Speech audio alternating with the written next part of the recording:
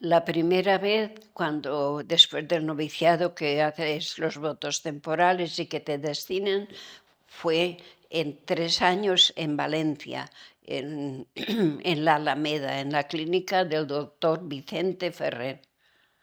Después fui a Gerona para prepararme para hacer los votos perpetuos y después de eso ya me llevaron a Francia. Y en Francia estuve, era el primer destino Montauban, la clínica de Montauban.